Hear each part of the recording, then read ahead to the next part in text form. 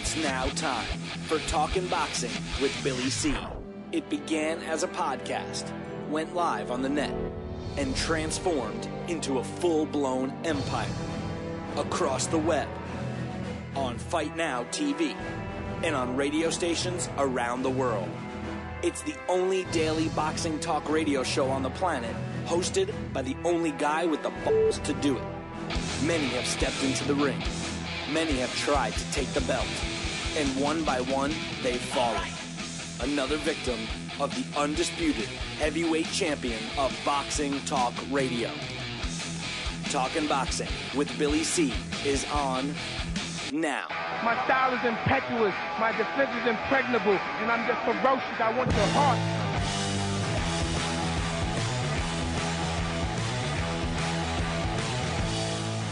And we're coming to you live from the Billy C studio in Lake George, New York. I'm Bill Calogero. It's time for Talking Boxing with Billy C. Good morning, good everything. Whenever you're listening. Hope you're doing all right. Busy show for you today. Closing out the week. I don't know about you, man, but time is just flying by. It's like Christmas is what? You know, not too far away, right? Next week after. You know, December, New Year. You know, if the world is still here, you know, don't forget, if in case you missed it, according to the famous calendar, you know, it's over. It's over on December 21st. So you may not even have to go Christmas shopping this year. You may be, you know, lucky and get away with it. You know, it just may be doomsday on December 21st. So, you know, the way time is flying by, it's going to be here like, you know, yesterday. So, anyway.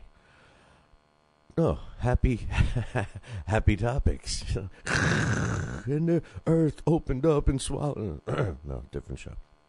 Anyway, don't forget the show's being brought to you in part by Cat's Nationwide Luxury Transportation Service. If you're looking for a limo and you're someplace in the United States or even Canada and you're only really hot driving around, give Cat a call. 202-351-7496. 202-351-7496. Tell her Billy C sent you. But just remember, she's my girl. The show is also being brought to you in part by Campanaro Tomkovich. If you're looking for a loyal, use the ones that keep my eyes out of trouble. Campanaro Tomkovich, 845-221-4099.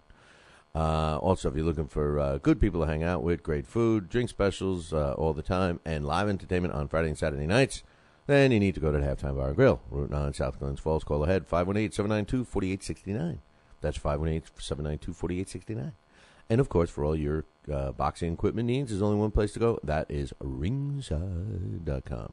That's right, ringside.com. Make sure you mention Billy C. Demand a Billy C. discount. And for all you peoples out there that buy equipment in bulks, whether you own a gym, whether you're a trainer, whether you just like to collect boxing stuff, drop me an email, Billy at talkinboxing, TalkinBoxing.com, and I'll hook you up with even a bigger and a better discount than you normally would at ringside.com. You know, for all you guys out there that buy equipment, you don't take advantage of that. You know, I don't know how to sugarcoat it, but you're an idiot. You know, you're an idiot, man. Take advantage of it. Save some money, man. You know. Anyway, ringside.com. What we got going on, like we always do, we're going to read a couple of emails. You know, the topics aren't really spread all over, I guess. I don't know, man. We might jump back and forth. We do have a fight result. Marcus Maidana fought yesterday. And he was basically, I guess, just got paid for a sparring session because he fought Angel Martinez, who drops to 13 wins, 4 losses, and a draw. Only 9 knockouts. He's out of Mexico. The fight was held in Argentina. And Marcus Maidana made quick work of Mr. Martinez, knocking him out in the third round. Marcus Maidana improves to 33 wins, 3 losses, 30 by knockout. They're trying to set up the big Argentina matchup between him and Lucas Matisse, but instead Matisse, he took a weaker opponent for his next fight. But the big news, and I'll get to it a little later, the Guillermo Rigondeaux and Poon Sawat creating a day gym fight was canceled due to Poon Sawat not passing the blood test. I'll talk about that in a little bit, but I know one thing for sure. You know, what they're testing for with the blood is HIV and hepatitis B and C. That's it. So obviously, he tested positive for a disease that's transferable disease. So not good news there. But the ironic thing about this whole cancellation is it took place in Texas. Texas is known for closing their eyes, not testing, losing urine samples, the whole 9 yards, or forgetting to take a sample. And yet they were right on this one. So anyway, we'll get to that in a little bit later on the show. I just want to give a special shout-out to Alex Squared, in case you don't know what I mean. It's two Alexes that, one, of course, my main man, the brother I never wanted, Alex Papali, and then the other Alex, and that's exactly who he likes to be referred to, the other Alex, Alex T. Both of them went out of their way to send me emails about my version of the 12 Days of Christmas. Alex P., the guy who I thought was, like family to me, laughed all the way through the whole thing. As a matter of fact, I sent him a copy so he can enjoy the giggles forever, and totally made fun of me. Said it's great when people make a fool of themselves, but it's good. It's good. You made a good fool of yourself. So I don't know if I should be appreciative or mad. But then the other Alex T sends me an email and tells me I ruined the holidays for his little kids. He says now he doesn't know what to do. Their whole image of Santa Claus and everything else has been tattered. They're scarred for life, he told me. So I guess I apologize. I never said I was a singer. It's just we all meant it in good fun. I didn't mean to, ruin the whole family, 2 families worth of Christmas. But anyway, and for those of you who missed it, if you want to stab me a little more, I'll be glad to send it to you. Just drop me an email, Billy@talkinboxing, TALKINBOXING.com. First email is from Hawk, my man Hawk. He says, you may think that Guerrero is a harder fight for Floyd than Canelo. I'm not sold on that yet. He says, I think Robert Guerrero if Robert Guerrero moved up to 154, he would lose to Canelo. First of all, Robert Guerrero just moved up to welterweight. I mean, why? I hate to say this, but given quality was kind of right in a sense. Why do we? And I know that his comment was, more toward, he was talking about Broner and don't rush him, don't move him up and stuff like that. But he's got a point. There seems to be like this movement in boxing today where you got to move up, move him up, move him up, move him up, move him up, move him up, move him up, move him up, And it's like, I don't know, yeah, it looks like his body can handle it, but I'm not so sure he would lose to Canelo. Listen, dude, I am a fan of Saul Alvarez. I like him. I think that he's technically sound. My hang-up with him is that this is a kid, and the bottom line is he's a kid. I don't care how many fights he's had. He's never had an amateur career, so he basically learned on the job. He's in his 20s. He's been handed a title. We were critical of Andre Berto when they handed him a title and he started developing before our eyes. We saw what happened there. Julio Cesar Chavez Jr. Was handed a title. We saw him develop. We saw what happened there. Saul Alvarez is the same guy, man, same boat. This is a kid that's learning on the job. Yes, the difference with him and similar to Chavez Jr. is that they have a huge following because of the Mexican boxing fans, And, although I admire Saul because I think he's very technically sound, I'm not so supportive of the route, buying a title and then, handpicking opponents and trying to find W's and everything else. To say that he would beat Robert Guerrero, I'm not so sure. Robert Guerrero, and don't get me wrong, I'm not this huge fan of Robert Guerrero. It's just that when I see credit where it has to be given, I like to give it. And likewise when I like to jump all over somebody, I love that too. The thing is this, with Robert Guerrero, he brings something that. I haven't seen as much lately. We see fighters with a lot of heart. You see, the late 2013 Hall of Fame Arturo Gatti. You see a guy Manny Pacquiao, I think, has heart. Juan Manuel Marquez clearly has heart. Two recent fighters, in a recent fight, I should say. Bam Bam Rios appears that he's got heart. I mean, these guys, you could see that they have heart. And so Robert Guerrero has some heart. But, he also brings other things. He brings punches and bunches. Sometimes fighters fight like that, and sometimes they box. Well, Robert can do both. He just brings some intangibles to the table that makes him a dangerous opponent for anyone.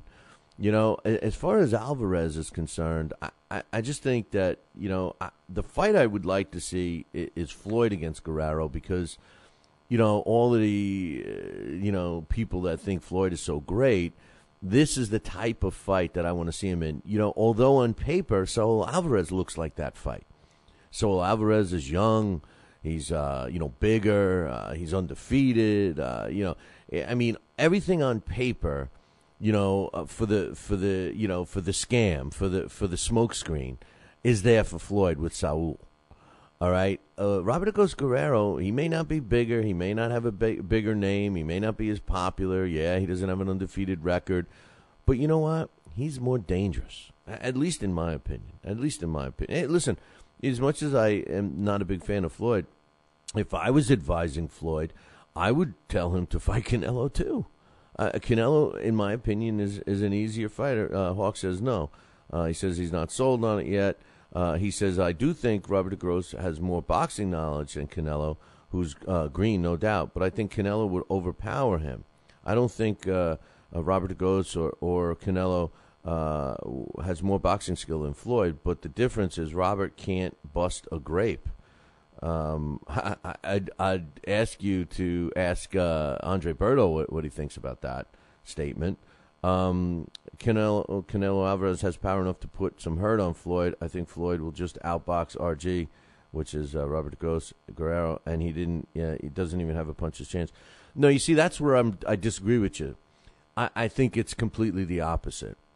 I think that Floyd outboxes and picks apart Saul Alvarez because of his style and one-dimensionality, I think. I think Robert Guerrero brings other stuff. He's not going to stand there. He'll take the punch and get inside and try and work the body. I just think he's more versatile. But anyway, hold that thought. I'm going to take a break. I'll be right back. If you're in upstate New York and you need a trucking company, then you need Rosselli Enterprises. Rosselli Enterprises is trucking at its finest. They have it all. Dump trucks, dump trailers, walk-in floors, flatbeds, flow boys, tankers, loaders, and a full line of roll-off containers for any job, big or small. Rosselli Enterprises is also the source for all your sand, gravel, and topsoil needs. Visit them on the web at RosselliTrucking.com or call 315-433-5115. That's 315-433-5115 and tell them Billy C sent you. Are you ready, America? Then let's get it on with Fight Now TV. It's time, fight fans. Your channel has arrived. All the fights, all the names, all the action. From world-class boxing events to mixed martial arts showdowns and other combat sports matchups, Fight Now TV delivers the hits and more. Call your television provider and tell them you want to get it on with Fight Now TV. For more details, go to fightnow.com. We've got a great matchup tonight. Fighting out of the left corner is the #1 ranked contender. No, he is not. I'm sorry, but who are you? I am the IBO computer. I am programmed to provide only fair and unbiased boxing rankings. This fighter is the number 15 ranked contender. Fair and unbiased boxing rankings? That's a new concept. Actually, it is not. The IBO has provided unbiased computerized rankings for many years. Well, we've still got a great fight tonight, folks. In the left corner is the number 15 ranked contender. The IBO, the champion of integrity. Learn more at IBOBoxing.com. Check out BillyCBoxing.com now, or feel the wrath of the mighty mustache. Oh, that hurts. Why are you doing that to my face? I hate you. That's BillyCBoxing.com. Consider this your warning.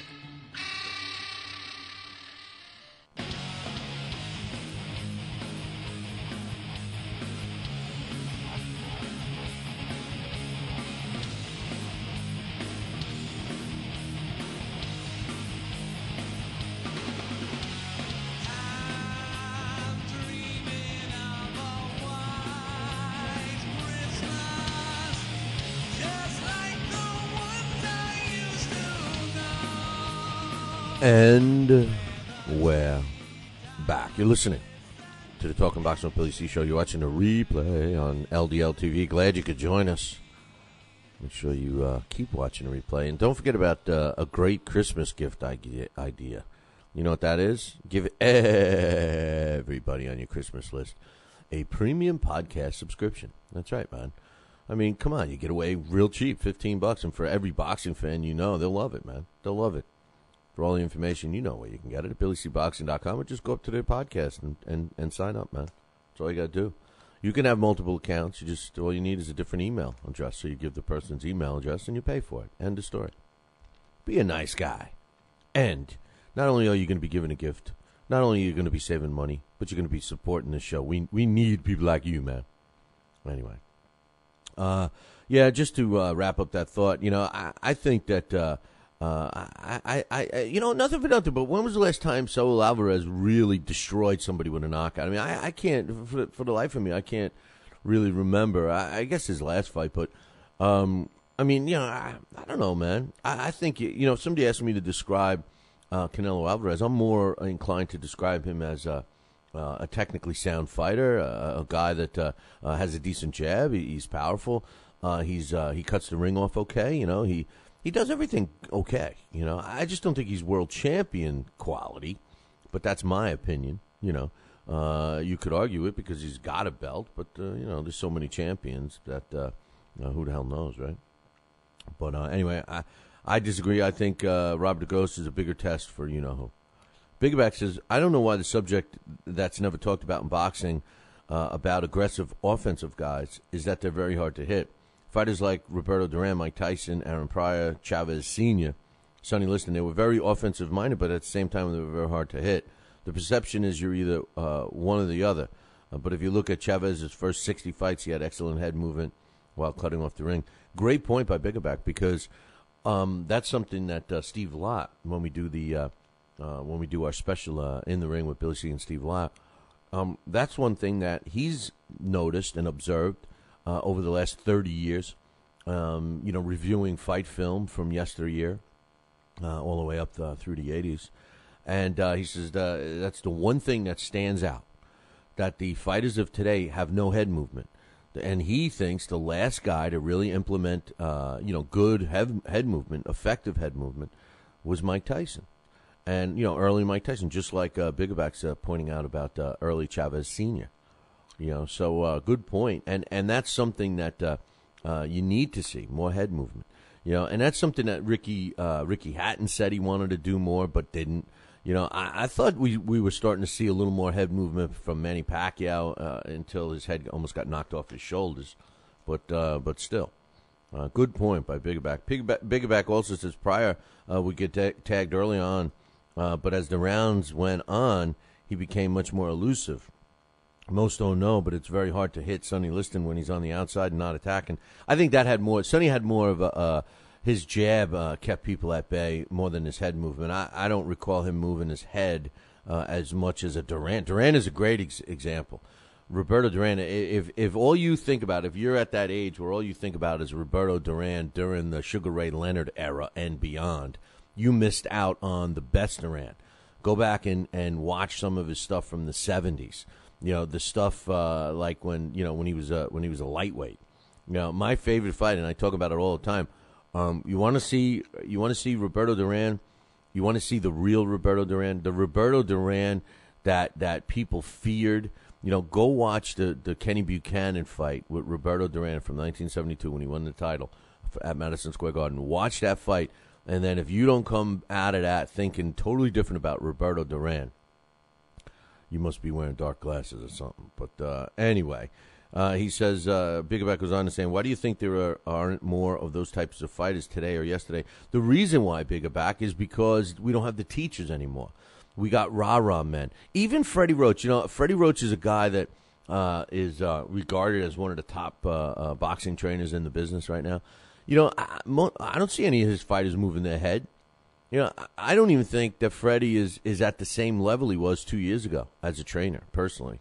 So the reason my answer to you, Biggerback, is simply this. We don't have the teachers anymore. We don't have the correct trainers. We have rah-rah men and we have trainers that are managers or managers that think they're trainers or a combination of all three. That's why. And the blueprint, what do you need head movement for when if you have some money behind you, you're going to buy your way to a title, make a few paydays, and then walk away. It's called fleecing the sport. There's been this little email that's been going back and forth with a bunch of guys, and some of the comments. It all started with these guys not believing, at least the majority of them not believing that Arturo Gatti deserved to be in the Hall of Fame, and we talked about this several weeks ago. Even when it was announced this week, the bottom line is, the Hall of Fame, in my opinion, should possess fighters that not only were good in the ring and were at the top of the game, but had to bring something for the sport. I've said that. Arturo Gatti brought something to the sport. He wasn't the most talented fighter, but that didn't stop him. Nothing for nothing. But Rocky Marciano wasn't that talented either. He's a paisan. He's I love him, but wasn't that talented. What separated him was his strength, his durability, his conditioning, his nonstop punching. Nobody's going to watch a tape of him and say, this is how you should fight. No, it's not. He took too many hits. He had decent head movement too. So that's how he says the closest one today would be Matisse and maybe Priog, but he doesn't have the power. Anyway, why do you think we don't have more of these in the past or now? We do have a lot more in the past, though, Bigger Back. If you go back and look and watch some footage of these guys, they all had head movement. And interesting enough, another topic, and if you've never caught the In the Ring with Billy C and Steve Lott segment, they are separated, so you can check it out up on the website, www.BillyCBoxing.com. And one of the topics we discussed was head movement and then headbutts. Consider this. Back in the day, there were a lot less headbutts than there are today. And, I had thought that one of the reasons was the referees don't let fighters fight inside. So, if a fighter is working somebody over inside and the ref runs in and splits them up, both fighters want to converge and get back to where they left off. And when you're doing so, you're lunging in and, your head's down and bam, headbutt. Another thing is lack of head movement. They don't move their heads. They come in head first. But anyway, great points from Biggerback. For Browsing says Arce and Donaire are ironically on very jovial terms, fooling around at the press conference. He says, I recently read that Arce straight out refused Olympic-style drug testing when it was presented. In response, Donaire was unfazed and said that his boxing skills could trump potential juicers. Also, a Sergio Floyd fight is the matchup I've wanted to see for 2 years now. No pun intended on Floyd's part. It's chess played as Kasparov level, at a Kasparov level. Yet Floyd, which is a chess champion, yet Floyd, I can't even read this word. Floyd, I guess, okay, I'm going to give you the definition of it. Floyd's diehard fans roll their eyes as if Duran, Armstrong, etc. haven't already done it. I agree. I think Sergio Martinez and Floyd would be a decent fight for sure. But anyway, I also find it interesting that Donaire made a statement like that. But just remember that, these guys, they're finding their way around that too. So, who knows? But that would be interesting to see if Arce comes out kind of looking like Marquez did, all big and bulky, and opens up a can of whoop ass on Donaire. It'd be kind of interesting. And then the aftermath there. For Browsing says it's perfectly feasible. And he's talking about Martinez and Floyd. He says Martinez is 2 years older. He's going to be 38 now and have to cut down to 154. Yet we speak of Floyd as we speak as if Floyd is Holyfield at 50 years old with a tolling fight style when he's a defensive fighter that rarely gets hit. He has a 2-year retirement when most of the marbles were fighting each other at 147. and subsequently only fought 4 times in 4 years. How he's heads and tails above the rest when we're okay feeding him more Ortizes and not a Martiz, not a throwback at all. Dude, I agree with you 100%. It irks me more than I can't explain about him and the perception of him and his lack of fighting and everything else. I think most people are in awe of the success that he's had in terms of business. But I agree with everything you're saying. You know, fighters of yesteryear, throwback, if you will, are fighters that seeked out the toughest competition that they could. Now, in defense of Floyd, you know, back in the day, a lot of fighters fought way more often, but not every fight was always a knockout, drag-out, kill fest. You know, they had a lot of fights where they fought less than stellar opposition, let's just say that. But they fought, you know, 10 times a year, 12 times a year. You know, and of those times, maybe 2 or 3 were, you know, titles on the line against top-notch people. Floyd doesn't even do that. You know, if Floyd fought twice a year, both times against top-notch people, that's great. But he only fights once every 18 months against those same, you know, less than stellar opponents. You know, I agree with you 100% for browsing. Keep up the emails. Glad to have you participating in the show. And finally, my man John, long-time listener. I've met him a few times personally. Great guy. But you know, the real quality in his house is his wife, but she's a lot better than him. But anyway, he says, was it me, or did it seem like Baboy was given more instructions to Manny between rounds than Freddie Roach was? Perhaps my perception was altered by the mind-numbing, boring preliminary fights, but it sure seemed that way to me. You know what? I agree with John. You know, I noticed that myself. I'm sitting there. Why isn't Freddie saying anything? And the other guy obviously was speaking to him in Filipino, whatever they speak, I guess that's Filipino language. I don't know.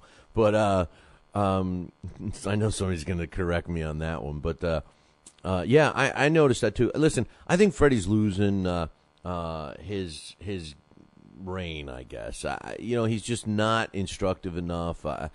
Yeah, I don't know what to say, but I agree with John. I think that the instruction, the adjustments were not being made by Freddie, which has been the case in his last half a dozen fights with any fighter. So yeah, I think Freddie Roach might be ready to maybe try something else. I don't know. Listen, we're going to take a short break. When we come back, we're scheduled to have Marty Mulcahy. Are you ready, America? Then let's get it on with Fight Now TV. It's time, fight fans. Your channel has arrived. All the fights, all the names, all the action. From world-class boxing events to mixed martial arts showdowns and other combat sports matchups, Fight Now TV delivers the hits and more. Call your television provider and tell them you want to get it on with Fight Now TV. For more details, go to fightnow.com. Broadcasting in all corners of the globe, on the web and radio. He would scoff at a stretch of that man, I would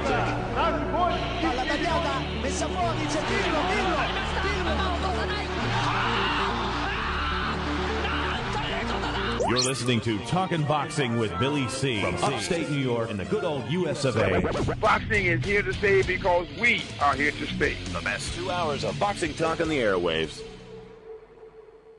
Hey, fight fans, check out KOFantasyBoxing.com. KO Fantasy Boxing is boxing's only trademarked fantasy game. Check it out, www.KOFantasyBoxing.com. Select your own gym, your own fighters, track them through a season that can last from 3 months to a year, depending upon which league you join. You got to check this out, man, www.KOFantasyBoxing.com. Join it today. Again, www.KOFantasyBoxing.com. And tell him Billy C sent ya. Now back to Talkin' Boxing with Billy C, the only radio host man enough to take a punch from Mike Tyson. Wait a minute, man. Hold on there. Jeremy, man, I need you to take this one, all right? Wait, what? No way.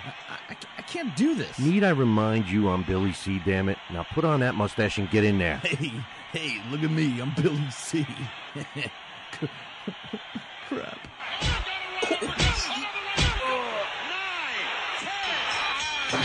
the undisputed heavyweight champion of Boxing Talk Radio. It's Talkin' Boxing with Billy C.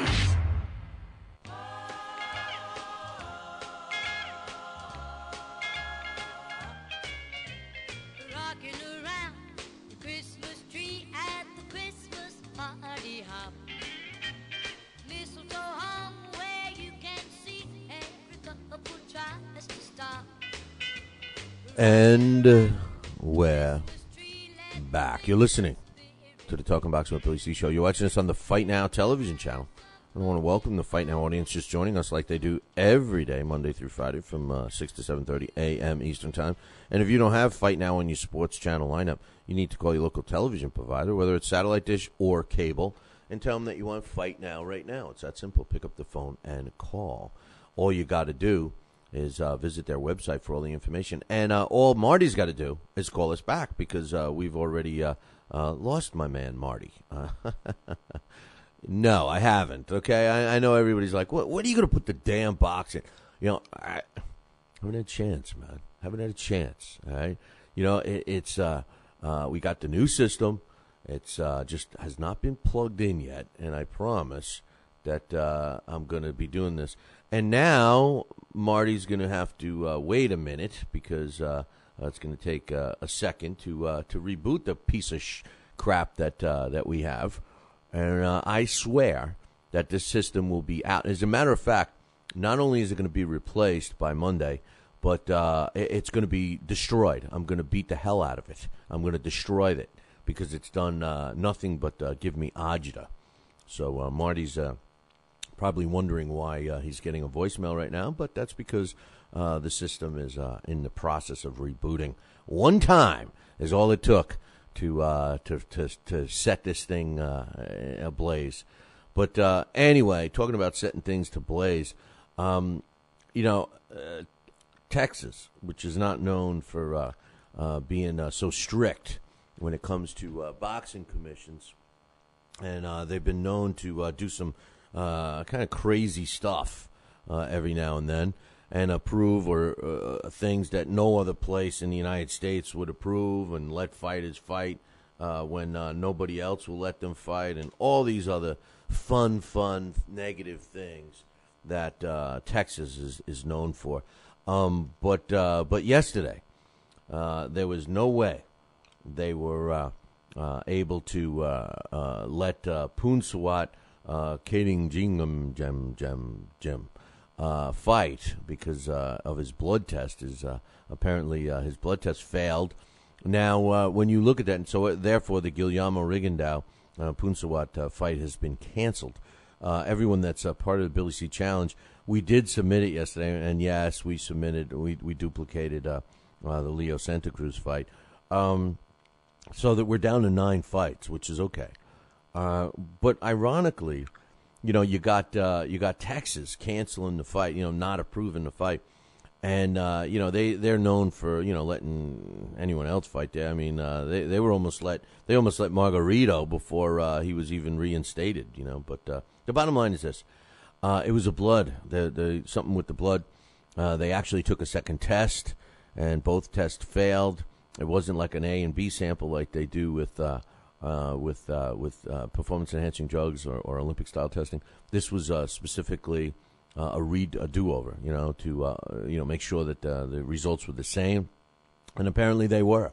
I'm not going to blame Texas. I'm not going to say that they were incompetent, they messed up or anything, because these blood tests are pretty generic. It goes to a lab and they test for 3 things. They test for hepatitis B, hepatitis C, and HIV.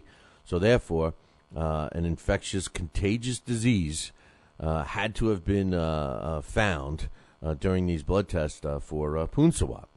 There's no other explanation for it. They have not divulged what he's contracted or what he's got, which is understandable.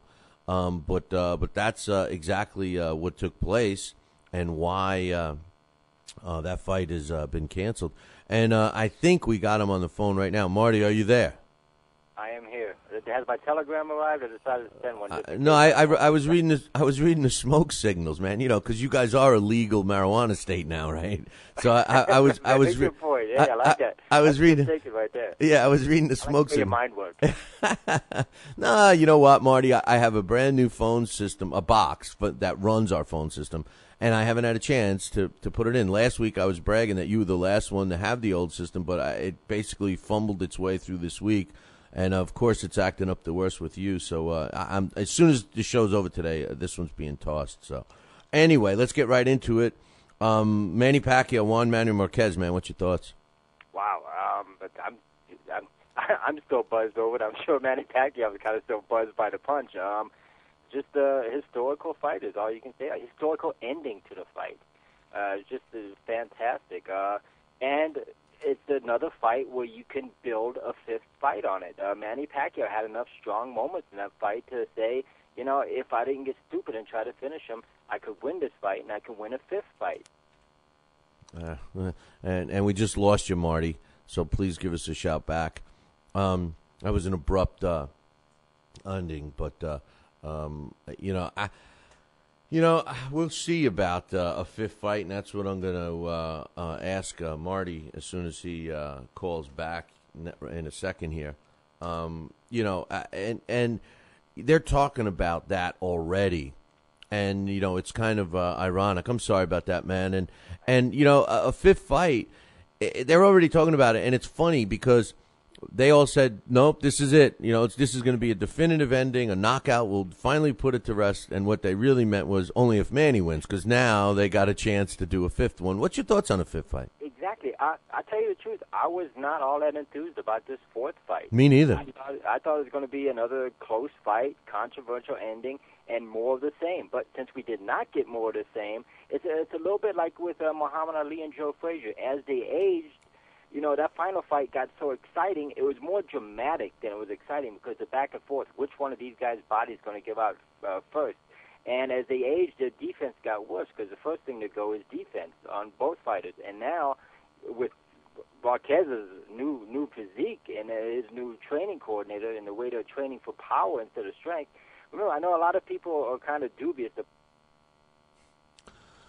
Yeah, you're going to have to give us a shout back again, Marty, because we just lost him again, and I promise that this will be the last time that we go through this crap, because the thing is it goes through little stages where it's okay, and it's a connection issue, the way the phone system connects and all of that happy stuff. Go ahead. You were just talking about the assumption of steroids, apparently. Yeah, not steroids, but the way he's built himself up. People forget that for the last 3 fights, he's been working more on power. Because, in the last Pacquiao fight, he came in and said, I'm going to overpower him. So this is not just, a recent development. He has been working on power and on his physique. So, man, like I said, I'm 44 actually, and I wish my body could look half that good. So that's what makes me dubious. But I really think that Juan Marquez is the type of person that I don't think he'd be taking steroids. I want to think that. Let's put it that way. Well, we're not going to know because they're not going to test for it, so it's the end of the story. And I just personally feel no one should talk about it because the guy's never been, even implicated. You have to give someone of his stature the benefit of the doubt. Exactly. And just touching on a possible fifth fight, I agree with you about the fact that you have 2 fighters, assumably maybe declining at the same exact rate. They're almost the same age. And the bottom line is we were treated to a fantastic show. What I don't like is when you have one side of the coin that's, older and over the hill fighting that young gun, similar to what we're going to see this weekend with Georgie Groves and Glenn Johnson. That's a different situation. And, we see that much too often. Let's move on to another fight that was last week, Gamboa against Michael Farinas. I love Gamboa. You know that, Marty. I just wasn't. I didn't see any difference. I see the same thing. Another trainer, this time his dad, trying to have him do the same stuff that he can't do. They just need to let this guy do what he can do. Let his career do what happen. Happen whatever it's going to happen, and be gone with it. Because the fight that I saw was what I was expecting. And by the way, This is a guy that, they're talking about Broner. Broner will destroy him, and I hate to say it. Yeah, there are very few fighters, and, Naseem Hamed comes to mind, Hector Camacho a bit, Henry Armstrong, fighters that are just different. You can't teach them to be different. They grow up fighting a certain way, and if you try to change them, you change them for the worse. And that's what happened to Naseem Hamed with all the trainers he went through, and you're seeing it a bit with Gamboa here. I'm with you. He's fantastic talent, elite talent. Don't mess with it. Let him be himself. I don't say that about 99.9% of the boxers, but this guy is in that special class. Guillermo Rigondeaux, I think, also falls into that class, where he's a bit awkward. Where you have to let him do his thing, almost let him control his own destiny. Floyd Mayweather falls into that category with that shoulder roll defense that nobody really did before he came in, consistently like he did. It's just, you have to let him be himself. But given that Farinas is no joke. I mean, he's a capable boxer. He's a southpaw, and he's awkward. And you saw that he has stinging power. You can't take. It was almost when Robert Guerrero fought Joel Casamayor. It's one of those things where you have to respect the opponent. And you saw at times Gamboa did not respect Farinas, and he got hurt by him. Yeah, it seems that anytime you land a shot on Gamboa, he goes down. But he's not hurt. I've never seen him really hurt. He just it really is. And the other thing is, it's almost like I think he had to come up in weight, almost like Oscar De La Hoya did when he was at a smaller weight. It's just it's almost like he didn't have the heft to stay up, and he was getting knocked down by opponents who really, like Jimmy Brito, who should have not have knocked him down. Well, he also looked a little top heavy too. He looked like he had a little too much muscle. I don't know. We'll see. I like him. I think I've always said I think he's going to have a short career. I don't think he's going to be around forever. But we'll see. This layoff so bad, and also the ring work. That's another thing you have to take into consideration. He was outside of the ring for 15 months, and he kept starting training camps and stopping training camps because there was rumors, hey, you're going to get a fight, and it falls through, and that messes with you mentally as well. Yeah, no, I agree. I'm looking forward to see who he fights next. Bryant Jennings has to be one of the most exciting heavyweight prospects we have here in the United States. I absolutely love this guy. My big hang-up with him is I just don't think he's physically big enough to hang in there with the big boys, but he's certainly exciting. He does everything that I wish other fighters in any weight class would do. This kid's not afraid to fight the tough fights. As a matter of fact, he welcomes it. What's your thoughts on his win over a guy that looked like a monster compared to Jennings in the ring and Bowie Tutupu? Yeah, but we've always seen that bodybuilder types that, just didn't pan out because boxing is about balance, really, not power. And that's what Michael Jennings has. He has balance. He has a great sense of distance. Look, that was a short uppercut. Not every boxer can, not every heavyweight, let me put it that way, can make that punch. Maybe the hardest working American heavyweight, I think, is that that's what makes him what he is. He works really hard. He's one of these guys that I doubted because he came to the sport late, just like Seth Mitchell and other big Americans. They come to boxing from basketball and from football. And boxing is a sport where I believe you have to go up in the sport. You have to start early to get that muscle memory and to understand what to do when you get hurt. You see, these American fighters come from other sports. They look great until something goes wrong and something doesn't click mentally and they don't know what to do.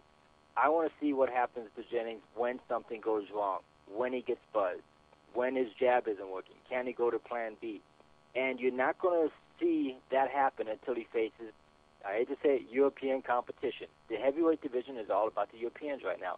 And I refuse to believe in an American heavyweight until they defeat a European heavyweight. It used to be the other way around, but over the last 20 years, that has changed. And because of the amateur pedigree that these Europeans are bringing in, where they fight, 120, 130 times in the amateurs against similarly talented boxers, we don't have that here in the United States. Our American amateurs fight under other American amateurs who just are not at the level of the European heavyweights and are not getting the same kind of training. Deontay Wilder, who fights tonight, his opposition has been pathetic. But, give him credit, he's going over to Europe and he's sparring, the Klitschko's and talented heavyweights. He's learning that way. And I think that would do Jennings some good. I think Jennings is our one hope at heavyweight. He did get rocked a little bit in the last fight. It was the first time I saw him really kind of hold on, and he gathered his composure again. But but it's the opposition. Look, Tupo is good to Tupo. He's a good heavyweight, but he's not a finisher. He's older. He doesn't have the speed to really stay in there. And actually, I think the ring IQ to finish, someone of Jennings, natural reflexes and recuperative powers. Also, the very first time he was on NBC Sports, I forget the heavyweight opponent that he fought there, a kid out of Baltimore.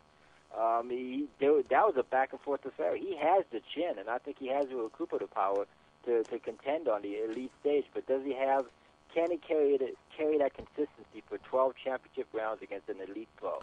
That is the question. When you look at this kid, Marty, and the guy you're talking about is Maurice Bryman, both undefeated, they stepped in, they became the main event, and that's when we got introduced to Bryant Jennings. But when you look at that fight, up to that point, he's fighting the regular, usual suspects for a young fighter on his way up.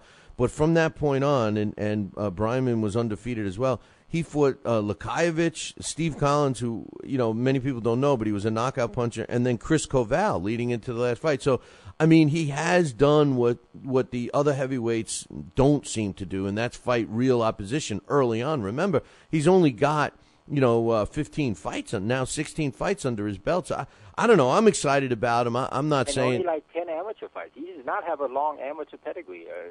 Maybe 25. He was in the national finals, I think at PAL or Golden Gloves, one of the two. But he never even won a American amateur tourney. So I'm with you. I'm excited at the possibilities of Jennings. But we've been disappointed. We're almost like the Chicago Cub fans now of heavyweights. We've been disappointed so many times.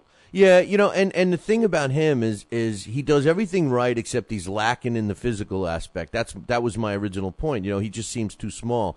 And it's a shame because he does everything right. One point I want to make that a lot of young fighters should. I'm sorry. No, I just want to say one point I wanted to make. What a lot of young fighters should look and learn and try to emulate from him is that he puts his emphasis is in conditioning, and so far it's helped him, Marty. The guy doesn't run out of gas. He doesn't run the usual 3 or 6 miles. He runs 10. And I think it works. He does look a little muscle bound, but anyway, we'll have to wait and see.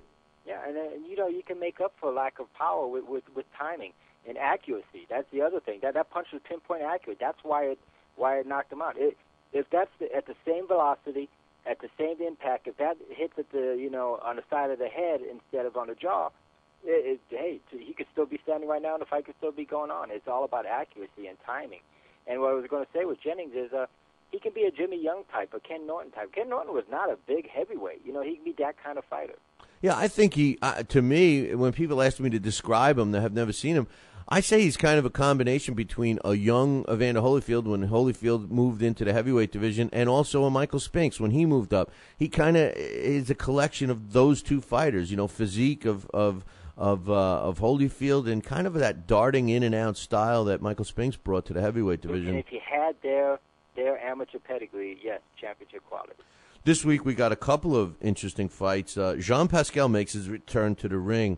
What do you expect in that one? A win by about his 7th, 8th. Well, he came in a little bit over the weight, but I think a 7th, 8th now win. His opponent is good, competent, a good amateur career. But even in the amateurs, he was a guy that failed would make it to the final, the quarterfinals, and I think he won a bronze at the World Amateur Championships. So he's a good opponent, but he's a guy who stayed amateur too long. He didn't turn pro till he was like 27, 28. And his punches lacked his zip. He still fights in the amateur style where his movement sets up jabs instead of sets up heavy punches. He's all about trying to get to the next punch instead of making his first punch count. And in the pros, it's all about making your punches count. And that's what Pascal does best. He's a volume guy who will try to pressure you in the mistakes and wear you down. And that's what I think he's going to do here. It's just on every level, I think Pascal is just physically better. And at this point, I just don't think his opponent has the stamina to keep up with him. He's also a bit older, and he's going to Canada. You don't know about jet lag. It's all Pascal. Pascal, my knock on him lately has been, well, aside from inactivity, has been that he seems to fight in spurts. Like he doesn't fight a full 3 minutes of a round. He's trying to, use that maybe fight half the round mentality. So we'll see. It's almost like, Bernard Hopkins rubbed off on him too much. Yeah, too much. Leo Santa Cruz is one of the most exciting fighters out there today. We're going to get to see him on network television. His opponent looks good on paper, but is he going to be a test for Santa Cruz? No, I've seen a little bit of YouTube footage of him. I am so glad that they're putting Santa Cruz on CBS TV, though, because that's a good first impression for boxing back on a network. Leo Santa Cruz is exciting. I expect him to roll over this kid. He hasn't even fought outside of Mexico yet. He's going to bring in a 16-0 record, but he's not a big puncher. And if you got to have one heck of an outstanding attribute in order to keep Leo Santa Cruz off, is you got to have really great feet. You got to have good power to keep him honest. You have to be really fast. And Albert Guevara doesn't have any of those things. He's got a little bit of each, but he doesn't have that one elite aspect to hold Santa Cruz off. I think Santa Cruz really makes this kid fight him, and within 3-4 rounds, it's over. I think this whole weekend is all about. Yeah, we just lost you, Marty. Give us a shout back. Curious to see what he was trying to say. I'm going to blow by the Arthur Abraham fight for Marty and even the Amir Khan fight, because I think what Marty was about to say is the whole weekend is showing us one-sided fights. I think that's what Marty was going to say. And anyway, we got Marty back. Finish your thought? Yeah, I think this weekend is a little bit about mismatches as far as the elite guys like Abraham. Like I'm not even going to ask you about Abraham and even Amir Khan. But it's about mismatches of experience. Amir Khan against Molina, the experience gap too wide. Santa Cruz Guevara here, experience gap way too wide. The only one, George Groves against, that's the only one with not an experience gap. But there you have the age gap, and the same with Nonito Donaire and Jorge Arce. There's in every one of these fights that there's a big, one big advantage leaning one way or the other that makes it hard to pick, the guy that doesn't have that advantage. Well, Sean Porter and Julio Diaz is an interesting fight. Diaz, we know that he's on the downswing. He's probably already considered down, but Sean Porter has a lot of chinks in his armor. To me, he seems very one-dimensional, and a veteran like Julio Diaz, as long as he doesn't get caught, could give him some trouble. What do you think? Yeah, I think Porter's a bit Andre Berto-ish, the way he fights with those flurries and a great physical specimen. But I'll tell you what, I could have made a living off of Julio Diaz every time he appears on TV. Because Julio Diaz shows you flashes of brilliance. He's a great YouTube guy where you see flashes of just great punching technique and crispness and picture-perfect form. But every time he steps up and gets on TV, he gets blown out. Kendall Holt knocked him out. Juan Diaz. I'm trying to think of that kid down in the Dominican Republic. KO KO'd him.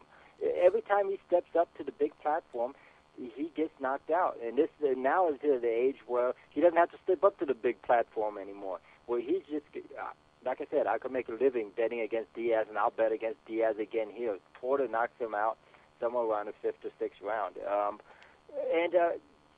I don't think he's all that old. I think of him as like a 35, 38-year-old, but I don't think he's that. I think he's like 33.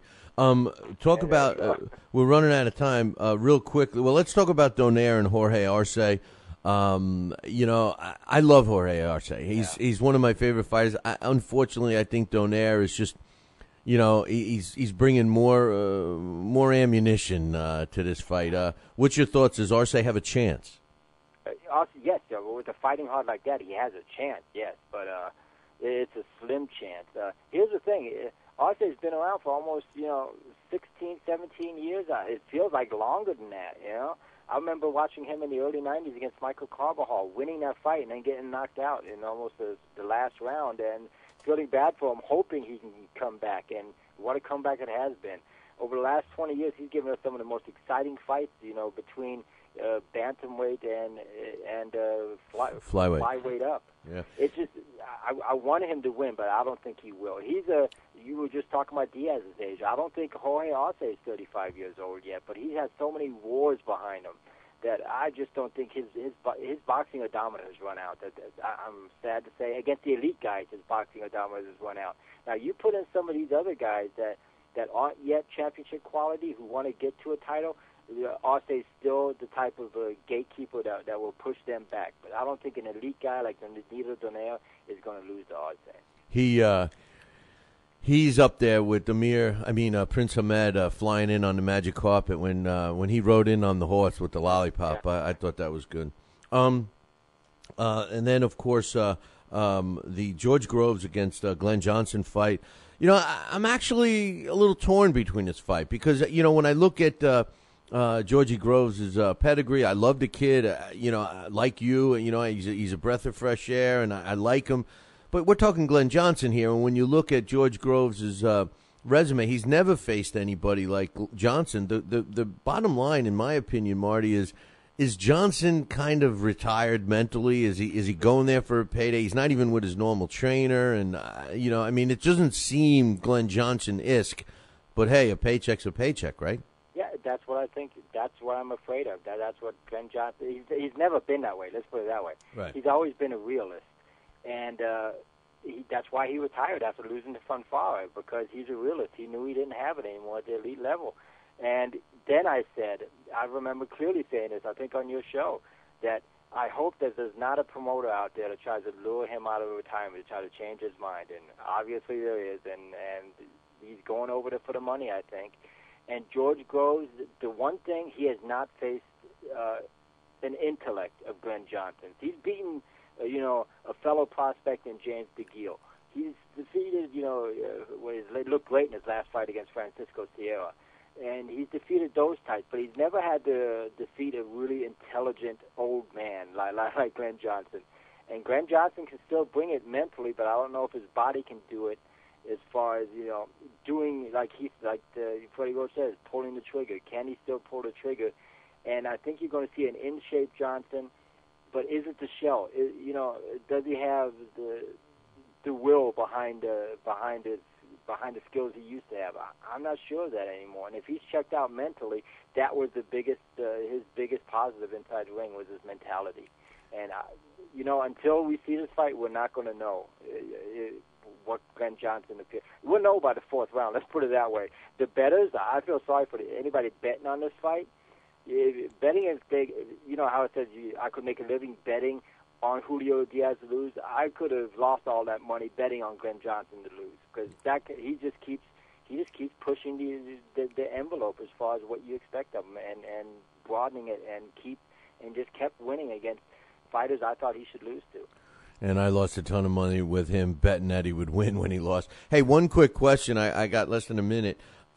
Texas, they I think they finally read a test result correctly. There was a problem with Punsawat's blood test. We know that they test for hepatitis B and C and HIV, so it looks like he's contracted one of those things. What's your thoughts on this whole scenario that, ironically, of all the commissions, Texas is the one that puts the kibosh on this fight? Yeah, I mean, there had to be something obvious, I think, in order for them to get it right. Exactly. That's the scary part. I know. It has to be one of the things you mentioned, and you feel badly for Pusano for that. I was looking forward to this fight. I thought Rigondeaux was going to win it, but it was more the thing where I wanted to see Rigondeaux and Donaire on the same card to kind of build momentum to have those two guys fight. And that's gone now. But, in the wake of a health scare like you have with Pusano right now, it just makes you feel kind of bad about talking about the fight when there's something more important like, a livelihood afterwards. That's really at stake. You're right. And it's just I find it just amazing that of all the commissions, Texas is the one, especially since, we forgot to do the urine test. Oh, we lost the test result. Oh, we don't test for that. They've just been, bashed in the news about the lack of testing, and here they are on the ball for this one. Well, I like to say, even a broken clock's right twice a day. There you go. There you go, my man. Well, listen, enjoy the fights, and we'll be chatting with you next week. Yeah, full card. I mean, it's going to be great to see daytime boxing on again, on CBS. Everybody, to tune in for that, because if CBS sees the ratings, they will bring boxing back with the big, heavy, influx of the Hispanic market. People going after that, and advertisers want that. So let's hope they get a good rating. They'll bring boxing back. I tell you what, at least they don't have to compete with any college football, right? That as well, yeah. The Army-Navy game's done. Navy done it again. A proud Navy veteran here, so I'm happy. I can wait till next year for college football. I hear you, brother. All right, man. We'll talk to you next week. All right, enjoy it, everybody. Have a good one. All right, that's Marty Mulcahy doing what he does best. Hey, we got to take a break. I'll be right back. Talkin' Boxing with Billy C. now has official merchandise available on TalkinBoxing.com. T-shirts, sweatshirts, hoodies, and mugs. And yes, even undergarments. Talkin' Boxing apparel is the perfect gift for the boxing fan in your life. Log on to www.talkinboxing.com. That's TalkinBoxing.com and place your order today.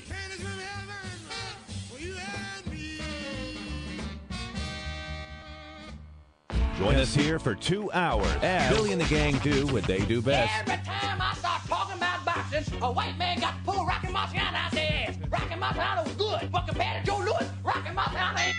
It's Joe Louis's ass. Joe Louis was 75 years old when he fought. Huh? What? We're supposed to be talking boxing. It's Talking Boxing with Billy C. As Billy C. sits here in the multi-million-dollar Talkin' Boxing Studios, sipping a fine wine before you're even out of bed, you should be thinking, damn, I wish I had a mustache like his.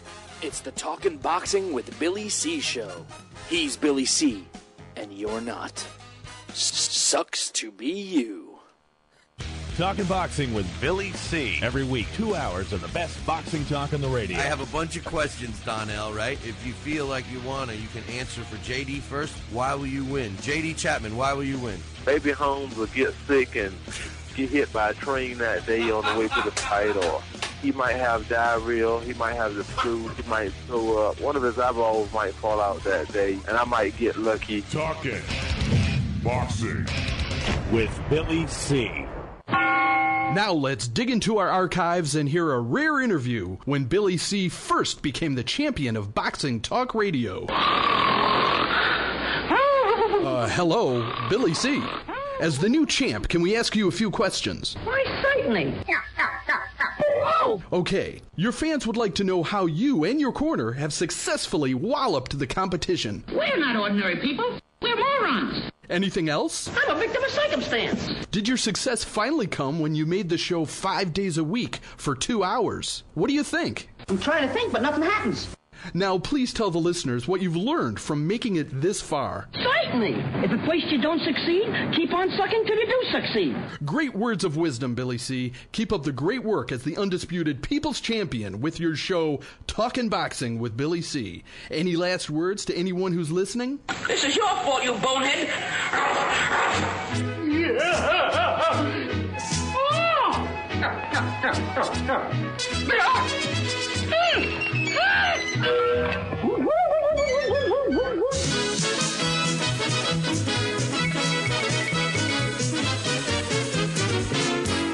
And we're back. You're listening to the Talking Boxing with Billy C. show. You're watching us on the Fight Now television channel. If you haven't gotten Fight Now in your sports channel lineup yet, you need to call your local television provider and tell them that you want Fight Now right now. It's that simple. Pick up the phone and call for all the information about the channel. You can find it on their website, www.fightnow.com. I never got a chance to talk about it, but Ricky Burns will not be on that card tonight or tomorrow night at the XL Arena in London. He was having trouble finding an opponent. They finally found one. Originally, he was supposed to fight Leon Walsh, and then he did not because Walsh ended up getting himself into an auto accident. And then he went on to face. He was supposed to be facing Ocampo. And apparently there was some issues with Ocampo, and he backed out of the fight the other day, and now he's not fighting at all. So Ricky Burns, WBO lightweight champ, fightless for this weekend. Anyway, did you hear that they made it official? Larry Merchant, who's 81 years old, will be on his last HBO card this weekend. Not to sound mean or anything like that, but I'm so friggin' glad that that's the case. Now, I don't mean this, disrespectful to Larry. Larry's been involved in the sport of boxing for a long time. He truly is a boxing guy. But, there comes a time when your time comes and goes, man. And, he just wasn't bringing anything to the broadcast, in my opinion. Now, if you recall, he had already been let go from HBO a couple of years ago, and all you guys, I was happy then, but all you guys disagreed. And, there was a lot of outrage that Larry Merchant was no longer with the network, and they actually brought him back. They signed an additional 2-year deal, and that expires this weekend. Now, Larry's not done, man, and this is where I respect Larry, and I think that Larry Merchant will be, if he continues his career like he says he's going to, he's ready for the next chapter, he said, at 81 years old, more power to him. I think he needed to get away from HBO just as much as HBO needed to get rid of him. And I think the same has to be said for Jim Lampley. There comes a time when, like I said, your time comes and goes, man. And the thing is, I'm not knocking Larry Merchant's knowledge of the sport, because he certainly knows more. He forgot more than most people know, and he's certainly well more knowledgeable than Jim Lampley. The thing about Larry Merchant that I always admired was that he didn't come across to me as a company guy. Even though he was loyal to HBO and everything else, he didn't come across as a company guy. He would not be afraid to say what he wanted to say, especially when he was, having a couple of pops during the broadcast. Those were my favorites. But when he got into the scuffle with Mayweather and all that stuff, this is an 80-year-old guy doing that, and the suits at HBO don't like that kind of thing, and that's what I've always respected about Larry Merchant.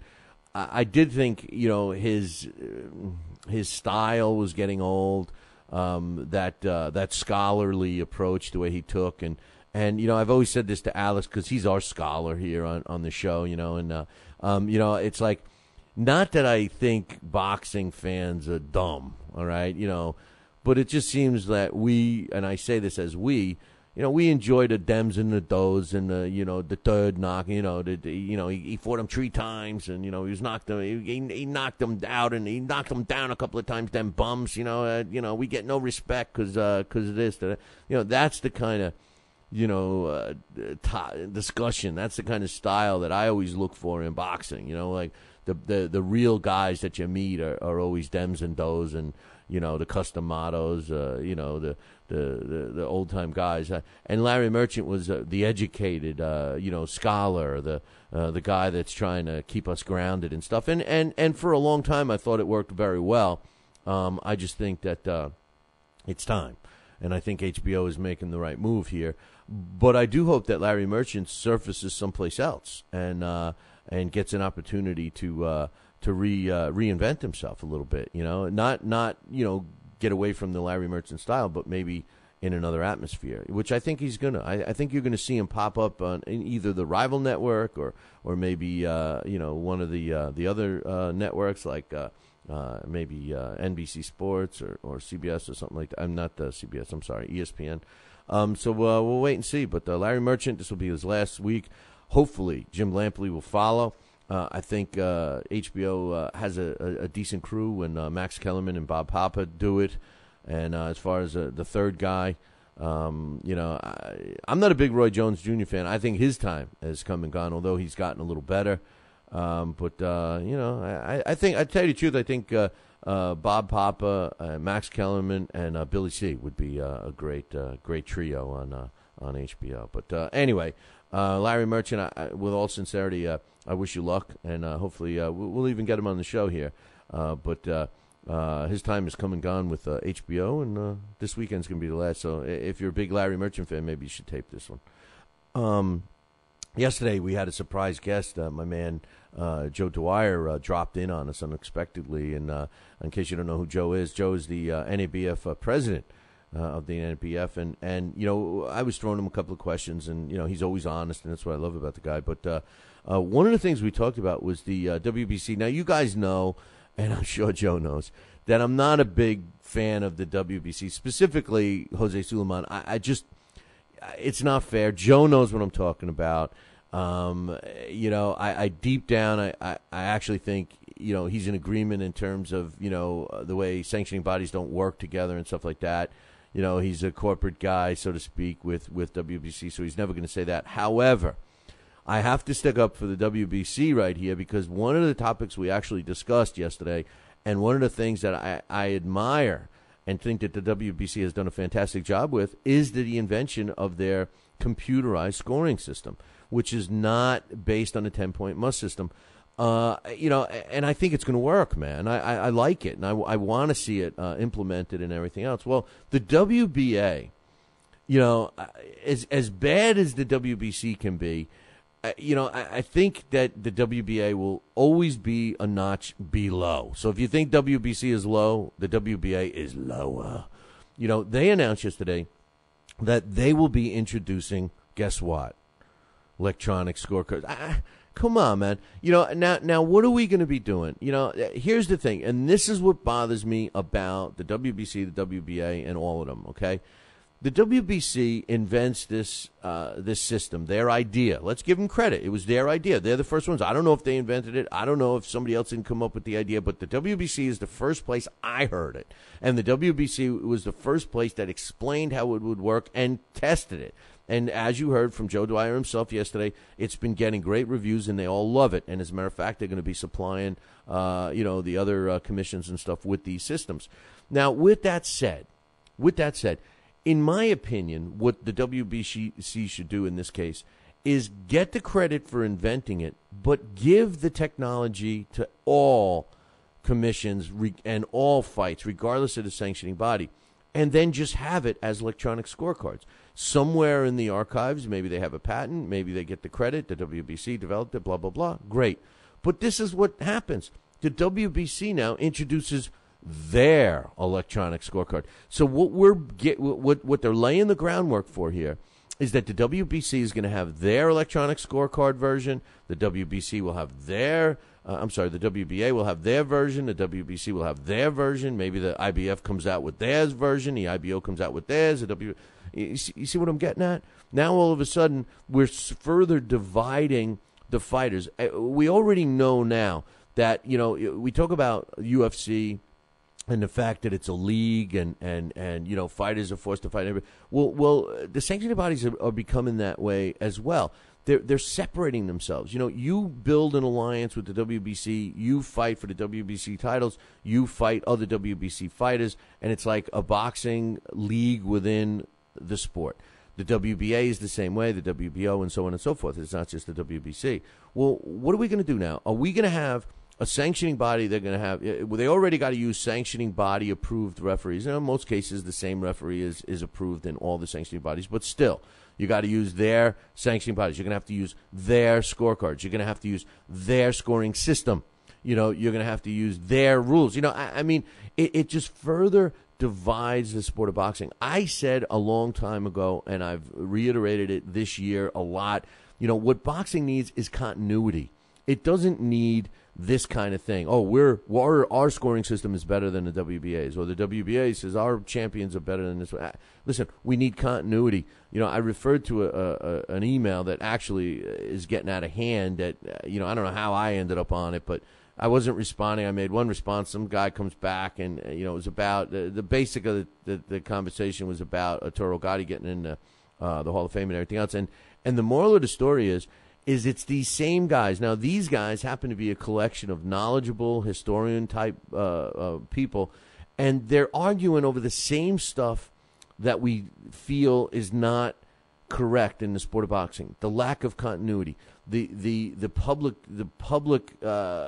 recognition of boxing as failing, it's dying, it's dead, it's this, it's that. These are the same guys that are supposed to be historians and supposed to be advocates for the sport and promote the sport and all this stuff, and they're nailing the coffin shut. Yeah. At times I'm negative too. I get pissed off at the behind the scenes stuff, the business stuff that is ruining the sport. But deep down, I'm pro boxing. I want boxing to do well. I want it to be back to the way it was. I see what the problems are. I also am a realist where I know that you can't just say, okay, let's wave this magic wand and there'll be no more multiple sanctioning bodies. We're going to have one world champion. We're going to have one sanctioning body. It's not going to work. It's impossible to work. That's like saying, I hate to say this because our government shouldn't even be involved, but let's just take the auto industry. Forget about our government. I don't want to talk about our government. I can't stand the way our government is right now. But let's just take the auto industry for an example. If all of a sudden somebody decided that we only need one auto manufacturer in the United States, do you think that all the other auto manufacturers are just going to say, oh, okay. You think it's better for the country that we just have one? Okay, we're just going to walk away. We'll fold up. We'll get rid of our business. No way. It's never going to happen. There's too much money. There's too much money involved. And the same thing as in boxing. It's never going to happen. You're never going to have the sanctioning bodies walk away. As a matter of fact, there's more. They're popping up all over the place. I just saw a press release about some fight this week, and they're bragging about some new organization, world titles on the line. Never heard of them. I never heard of them. I am 24 hours a day. I do nothing but boxing, and I never heard of it.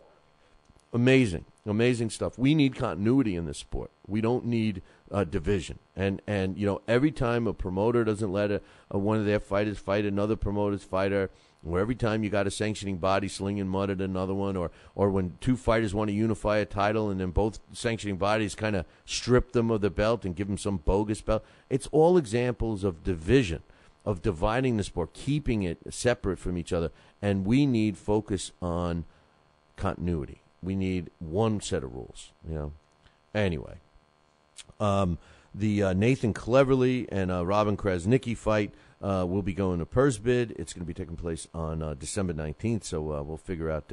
They'll figure out what's going on with that.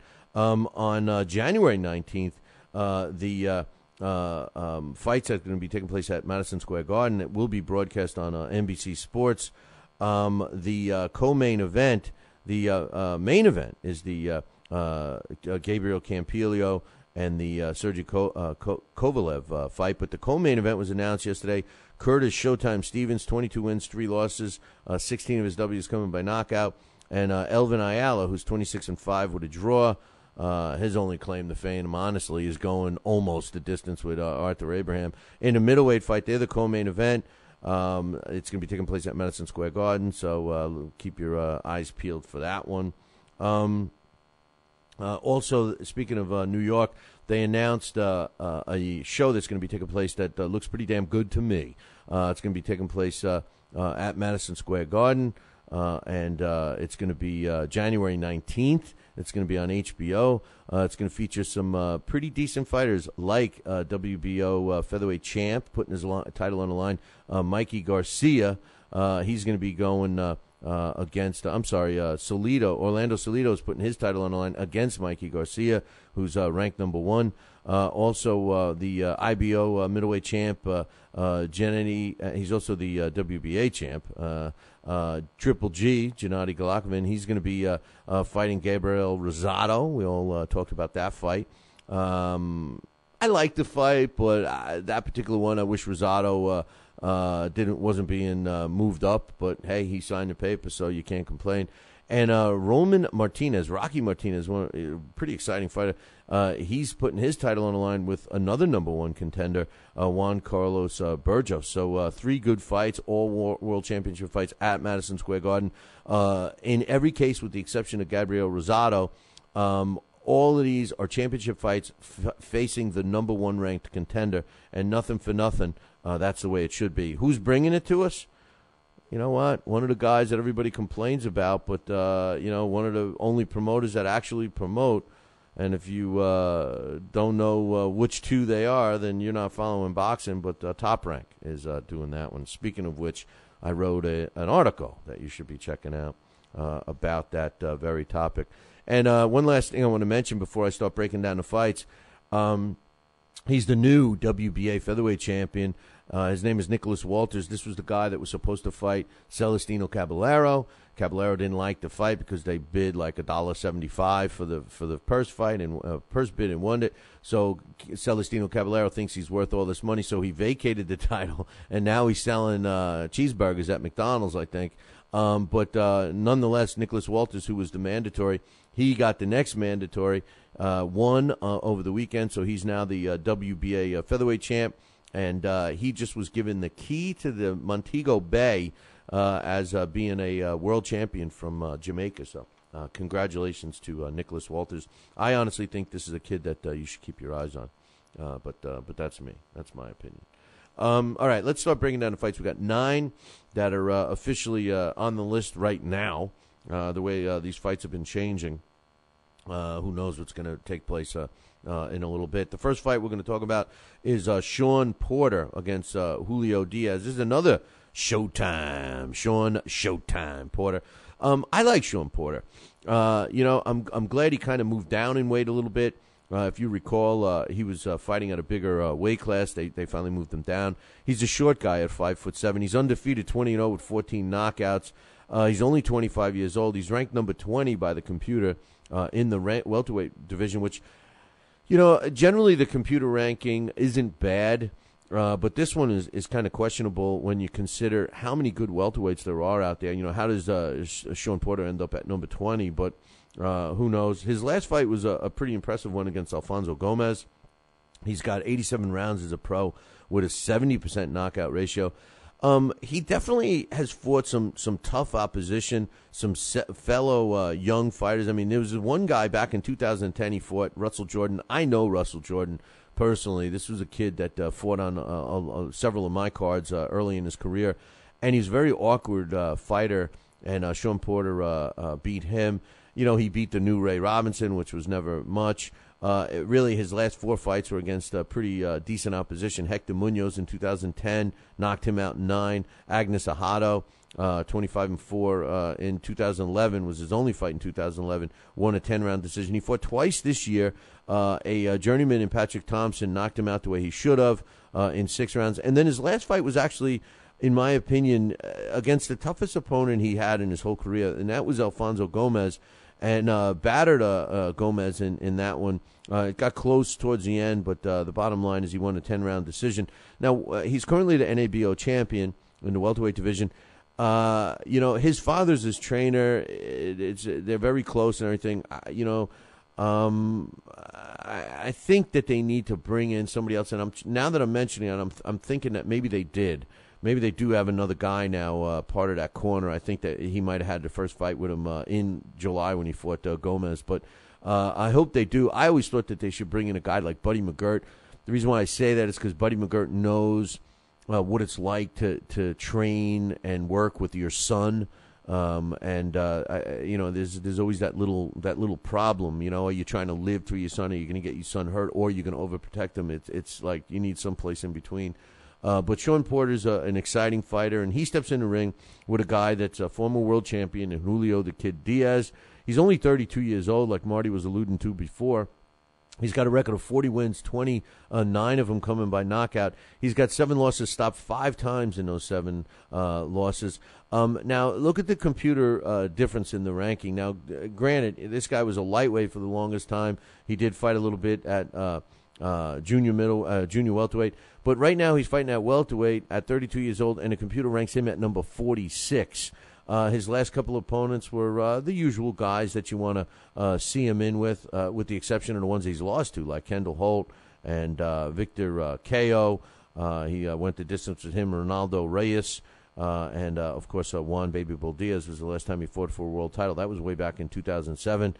He did fight since then. He fought in 2008 a couple times, 2009 once, in 2010 twice, in 2011, and twice this year. Who's going to win? I think Sean Porter. This is a classic youth versus age matchup. Sean Porter is going to be bigger. He's going to be stronger. I think Julio Diaz is going to have his moments in this fight. but there's not enough moments for him to win. So I'm picking Sean Porter in what could very easily end in a knockout. But nonetheless, it's going to be an interesting fight. The next fight I'm going to talk about is a heavyweight fight. Kelvin Price is going up against Deontay Wilder. Kelvin Price is undefeated heavyweight. He's 37 years old. This is an important part of this fight, so he started extremely late. He didn't turn pro until 2007. He's 6'7", ladies and gentlemen. That's right, 6'7", 37 years old, undefeated, 13-0 with 6 knockouts. Only 53 rounds as a pro with a 46% knockout ratio. I challenge you to find someone on his resume that you've heard of, with the exception of Stacey Frazier. Now, Bigfoot Frazier wasn't a bad fighter, but he's 14-7. He did fight Ator Hammer, who was 11-0 in 2010, and beat him in an extremely controversial fight. Ator Hammer has subsequently improved a lot and has gotten a world title shot. So Kelvin Price can fight, but he's stepping in there with a young fighter. Now, here's the thing. He's ranked number 68, Kelvin Price, by the computer as a heavyweight. Deontay Wilder, undefeated at 25-0 with 25 knockouts.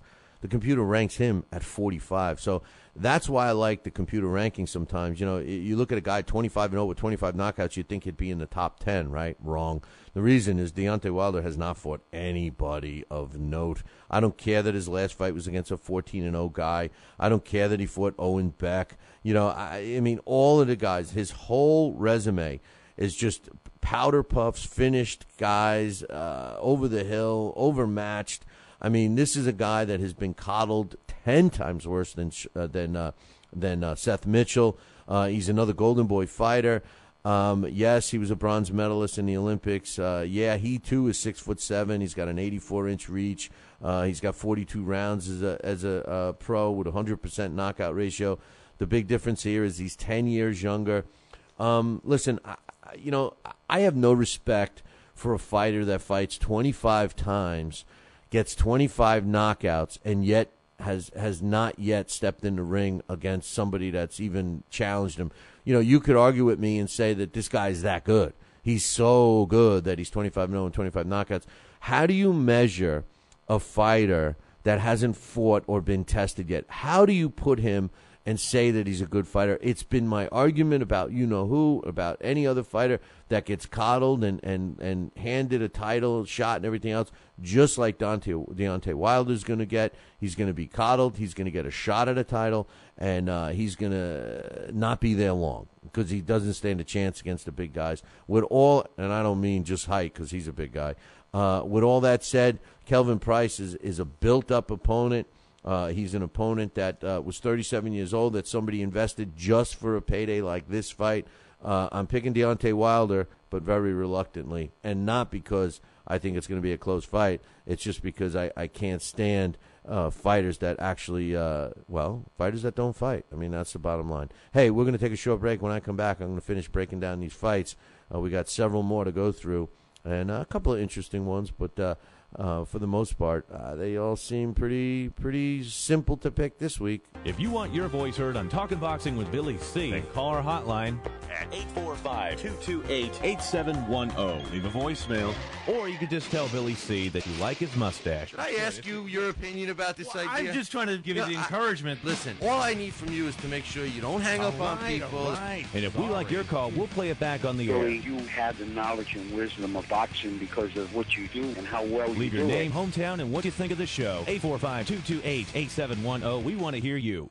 Talking Boxing with Billy C. Every week, 2 hours of the best boxing talk on the radio. Mike Tyson looked like he put on some pounds. He was fat. He went into McDonald's and he just said to them, hey, give me 6 of everything on the menu. He put on 2 watches and covered 2 time zones. I'm talking fat here. Got on a scale the other day and it said, come on, one of you guys got to get off. Last thing I heard is that he jumped into the ocean and he left a ring around the continent. He's fat. Boxing with Billy C. Talking Boxing with Billy C. Every week, 2 hours of the best boxing talk on the radio. I have a bunch of questions, Donnell, right? If you feel like you want to, you can answer for JD first. Why will you win? JD Chapman, why will you win? Maybe Holmes will get sick and get hit by a train that day on the way to the fight, or He might have diarrhea. He might have the flu. He might throw up. One of his eyeballs might fall out that day, and I might get lucky. Talking Boxing with Billy C. Now back to Talking Boxing with Billy C.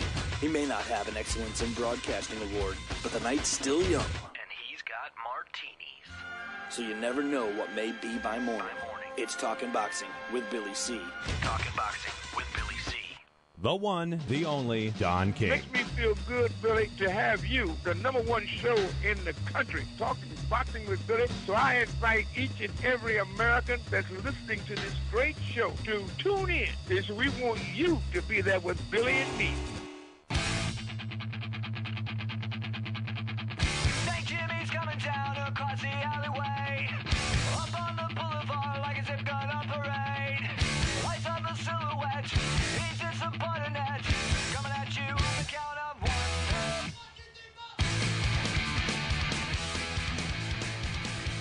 And we're back. You're listening to the Talking Boxing with Billy C show. And you're watching it on the Fight Now television channel. Glad you could join us. For all the information about the channel, you can find it on their website, www.fightnow.com. And speaking of now, what we're doing is we're going through the fights. I glanced up at the chat room, and my man Jay is in there bashing me, saying that, I think that Jack Johnson was a great fighter, and James Jeffries and all this stuff. And I don't like Floyd and Bernard Hopkins, but Jack Johnson was just as boring and all of that. I laugh because he wasn't boring, but he was ahead of his time. And the one thing I want to throw back at J-Man is it's the same guy that said Guzman, Johan Guzman should be considered an all-time great. Which he's another example of a fighter that was pretty much moved along carefully, and we all saw what happened with him. But anyway, we're in the back with Murphy's talking about. They're comparing the. He started off talking about the fights back on network television. It's going to be good like it was in the 80s. And Murph says, back in the 80s they unified titles. Yeah, they unified titles. It wasn't as bad. And even in the 80s, I mean, it's sad that we look back at the 80s as a great era.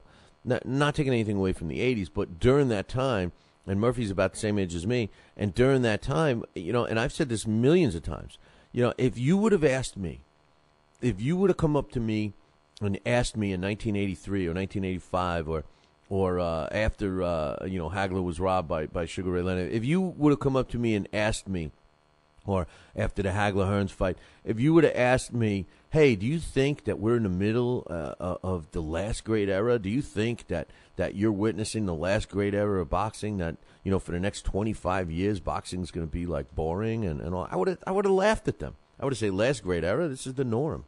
What do you mean, great era? I wouldn't have even thought. I guaranteed I wouldn't have even thought for a heartbeat that I was witnessing some special era. I thought it was the norm. As a matter of fact, people were complaining during the 80s that boxing wasn't as good as it was in the 60s and the 70s. And guess what? In the 60s and the 70s, when the heavyweight division is regarded, now people regard that era of the heavyweight division as one of the best of all time, people were longing for the days of Rocky Marciano. So, I mean, every generation, does the same thing. Anyway, speaking of generation gaps, this next fight, Georgie Groves against Glenn Johnson. I like the fight. The problem is, I just don't know about Glenn Johnson. Glenn Johnson, clearly, former world champion a couple of times. He's a future Hall of Famer, 43 years old. Now, he's still ranked because he hasn't, he fought less than a year ago. He fought in July. He's ranked at number 16 by the computer. His record, 51 wins, 35 come by knockout, 17 losses.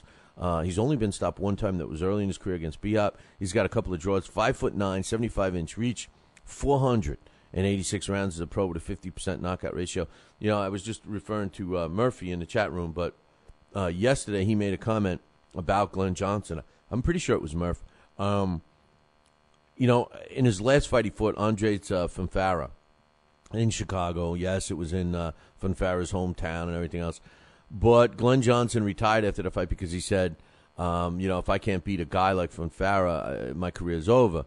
And I believe it was Murphy that said, if he couldn't beat that guy, he's become a gatekeeper. And I think Glenn Johnson didn't want to be labeled as a gatekeeper, and that's why he retired.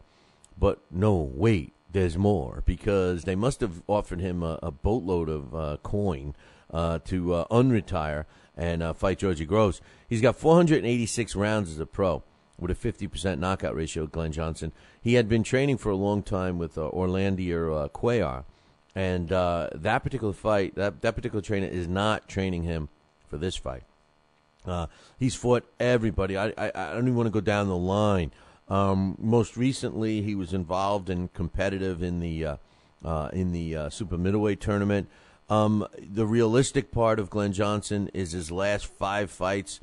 He's 1 win and 4 losses. His last 7 fights, he's only 2 wins and 5 losses. He's lost to Fonfara. He's lost to Butte. He's lost to Carl Froch. He did beat Alan Green. That was probably his last really good performance. Tavorius Cloud, he's lost to. Chad Dawson, he's lost to. These are all in the last couple of years, and you could argue that Glenn Johnson's time had come and gone. He steps in with a young gun, and Georgie Groves is definitely a young gun and a young fighter that we all love watching. He's only 24 years old. He's ranked by the computer at number 12. He's undefeated at 15-0. 12 of those wins coming by knockout. He's currently the British super middleweight champion, which is the title's on the line, which somebody mentioned yesterday. I mean, how does Glenn Johnson win a British title? But whatever. His last fight was probably one of his best fights. It was here in the United States. He beat Francisco Sierra. And I believe Sierra was the guy. Wasn't Sierra the guy that was bleeding to death on the canvas during a fight? And they're like wondering how they should rule it. Meanwhile, he's like, pints of blood are coming off him. Anyway, Francisco Sierra was knocked out the way he should have been in the 6th round against Georgie Groves. Groves is, I told you, he's 24 years old. He's 5'11" and a half, 73-inch. 73 rounds with an 80% knockout ratio. It was Joe Cortez.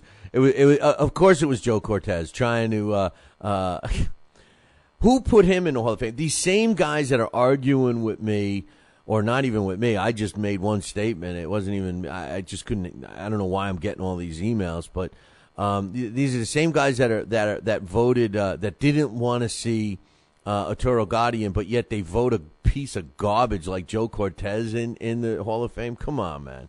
Come on.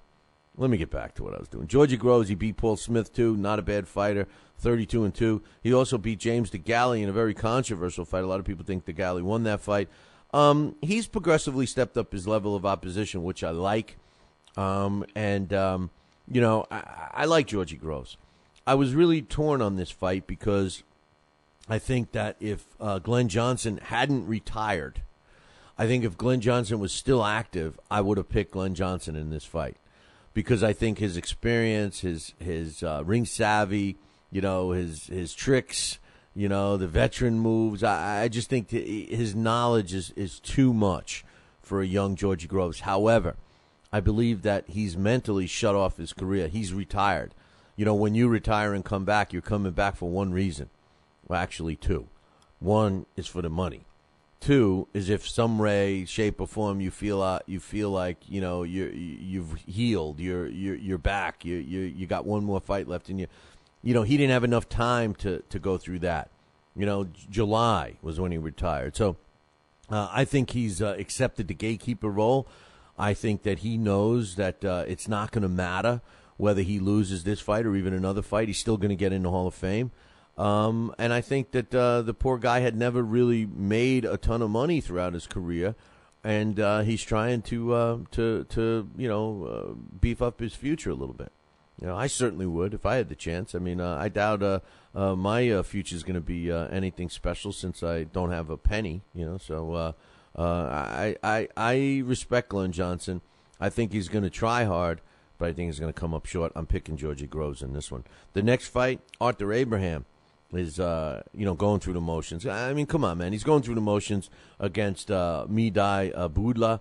Boudla is from France. He's from France.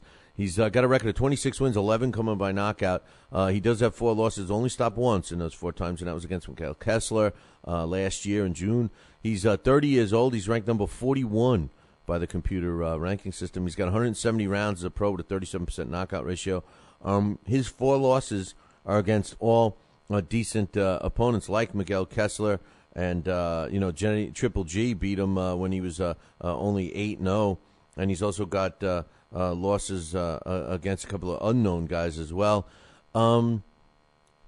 He steps in with I mean, I don't know what else to say about this guy. I mean, I think he said it all when he said, I'm just going to try my hardest. I mean, come on. It's a guy that lost the fight. He's not even in the ring yet, and he's already he's lost mentally.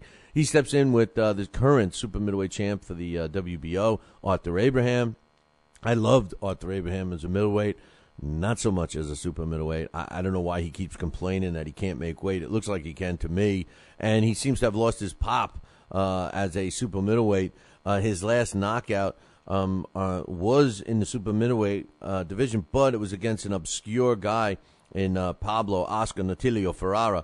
But before that, his last legitimate knockout, really, I mean, I guess you could say Mahar Orel or even Stefan Bosic, but these are all unknown guys.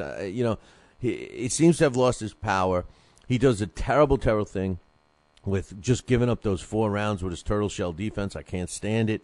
When he stepped up and fought smart fighters, they'll take those 4 rounds, and it's worked against Arthur Abraham. He's 35-3. He's never been stopped. He's got 27 knockouts. He's ranked number 3 in the world by the computer.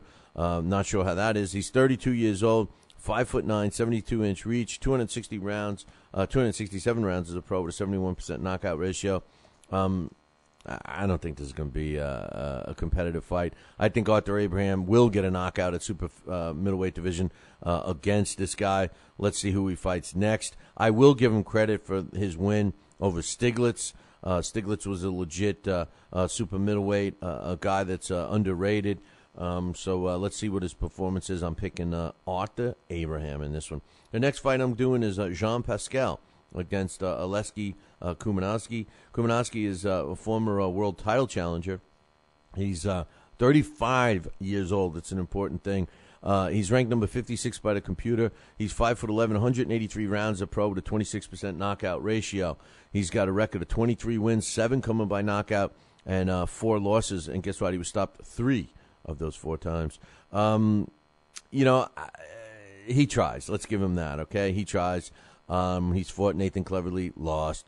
He's fought, several other fighters, Dmitry Sokowski, Jurgen Brammer, all losses by, those 3 losses by knockout. And he fought at the end of last year against Dodu Nugabu, and Nugabu beat him in a 12-round decision. His last fight was a second-round win over a 9-1 guy, Leo Tachula, who I've never heard of.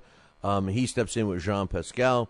Jean Pascal, former world champion.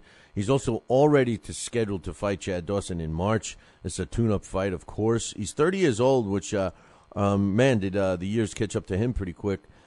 He's got 206 rounds as a pro with a 55% knockout ratio. Now, he's not ranked by the computer because he hasn't fought in over a year. His last fight was in May of 2011, and he lost his title to Bernard Hopkins. That was the rematch of their snooze fest of a draw that they had in December of 2010. 26 wins, 16 coming by knockout, and he's got 2 losses, never been stopped. He does have a draw. Former world champion. He's like I said, he's already scheduled to fight Dawson. This is a stay busy, shake off the ring rust, and he's going to do well doing so. He's going to win probably by knockout in front of his hometown. I think he'll do fine. The co-main event on that same card is the next fight I'm going to talk about. Logan McGuinness goes up against Carlos Manuel Reyes, and Reyes is not ranked by the computer because he hasn't fought in over a year. He's got 97 rounds as a pro with a 60% knockout ratio. He's got a record of 23 wins, 15 coming by knockout, 1 loss, never been stopped, and 1 draw. 97 rounds as a pro with a 60% knockout ratio. try and find somebody you've heard of on his record. He steps in with Logan McGuinness, a hot young prospect who has been coddled a little bit. Excuse me. Sneezed there. I spared you, but you saw me on the camera. 98. Logan McGuinness got 98 rounds of pro with a 47% knockout ratio, 5'8", 69.5-inch reach. Computer ranks him at number 25. Like I said, 18-0 with 9 knockouts and a draw. His draw came at the hands of Walter Estrada, who gave him a tough time at Foxwoods back in 2010. He also fought Buzz Grant, who was a guy that I like big time, from Canada. He's been in with some decent opponents. They have stepped up his level of opposition, okay. What does it all mean? It means Logan McGuinness is going to win. I'm picking Logan McGuinness over an overmatched Carlos Manuel Reyes. The next fight is going to be an exciting fight. This one's on CBS. It's exciting for a lot of reasons. Not only is Leo Santa Cruz involved, but it is going to be on CBS, which is network television here in the States. Leo Santa Cruz is the IBF world champion. He's a bantamweight, 22 wins, no losses. He's got to draw 13 of his wins coming by knockout. The computer ranks him at number 3. He's 24 years old, 69-inch reach, 5'7", 111 rounds as a pro with a 57% knockout ratio. His last fight, Victor Zoleta, moved up in weight to fight him. I thought it was a very entertaining fight. It went 9 rounds until Santa Cruz finally stopped him. Before that, it was an extremely entertaining fight against Eric Morale. That took place in Las Vegas back in September. Vusi Malinga, he beat. This guy's an exciting fighter. There's no question about it. I love him, and I like the fact that he wants to stay busy. Now, who's he stepping in the ring with? I don't know. Some guy named Alberto Garava. And, who the hell knows this guy? The only guy on his resume that I've actually heard of is his last fight against Raul Hidalgo. I guess I heard of Ricardo Armenta, too, but come on. This guy is the sacrificial lamb. He's ranked number 47 in the bantamweight division by the computer. He's got 16 wins, no losses. That's the good news. Never fought outside of Mexico. That's the bad news. He's got 6 knockouts. He's got 68 rounds as a pro. Hey, more power to him. Don't even know how old he is, but it doesn't matter. I'm picking Leo Santa Cruz to win that one. The next fight is next one I'm going to pick is going to be the Amir Khan and Carlos Molina fight. Amir Khan, well, let's start off with Carlos Molina. Undefeated. He's 27 years old. He's ranked number 75 in the lightweight division. He's 17-0 with 7 knockouts. He does have a draw. His last fight was against an okay fighter, against Marcos Leonardo Dominguez. His draw was against Juan Montiel back in 2011. He's got some wins over guys that you've heard of, like John Figueroa, Agnio Perez, Anthony Nelson, which is a gatekeeper fighter. I've heard of all of them. Glenn Gonzalez. He's not a bad fighter. It's just that he's not world class level. My big question is, how does Carlos Molina get approved by the WBC to fight for their interim belt, or I'm sorry, it's called their silver belt? How does he get approved for that? I guess because he's got an O, and that's all that they look at. Now, he steps in the ring with Amir Khan. We all know who Amir Khan is. I like to call him Crybaby Khan a lot. But the bottom line is, he's still young. He's 26 years old. He's ranked number 6 in the junior welter, and that's a whole nother issue about the Molina fight. Molina's a lightweight. He's ranked at number 75 as a lightweight, but he's moving up to junior welterweight to fight Amir Khan again. They shift the tables. Everybody's always blaming Floyd and blaming Manny for cherry picking opponents. So does every other fighter, and that's the truth. Amir Khan is a former world champion. He's 26 wins, 18 coming by knockout. He's got 3 losses and was stopped twice of those 3 times. 26, he's 71-inch reach, 5'10", 145 rounds as a pro with a 62% knockout ratio. His last fight, he was knocked out convincingly by Danny Garcia. Prior to that, was the controversial fight over Lamont Udumit Peterson, who subsequently tested positive for performance-enhancing drugs. His last good fight, really, in my opinion, was when he knocked out Zab Judah. He's also had that great fight against Marcos Maidana. Paulie Malignaggi stopped him. Listen, Amir Khan, a lot of people don't like him. I like him. He's with a new trainer. The new trainer's teaching him something called defense, something that Amir Khan hasn't had. I don't blame him for getting rid of Freddie Roach. Freddie Roach was not dedicating his time. Amir Khan is a superstar fighter. Not that he's a great fighter, but he's superstar status. He deserved to get one-on-one, and he wasn't getting it from Freddie Roach. Again, I'm going to say what I said earlier. I think Freddie's slipping a little bit. I'm picking Amir Khan in a knockout. I mean, he's going to win. It's not even going to be a close fight, really. And finally, the last fight I'm going to pick this week is Nonito Donaire against Jorge Arce.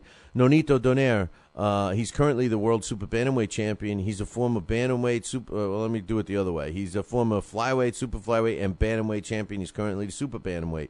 How's he ranked by the computer? Numero uno. He's got one loss. He's 30 wins, 19 come by knockout. He's got a loss. That came early in his career. He's 30 years old already. In case you're thinking he's in his 20s, he's not. 68-inch reach, 5'5.5", 179 rounds as a pro with a 61% knockout ratio.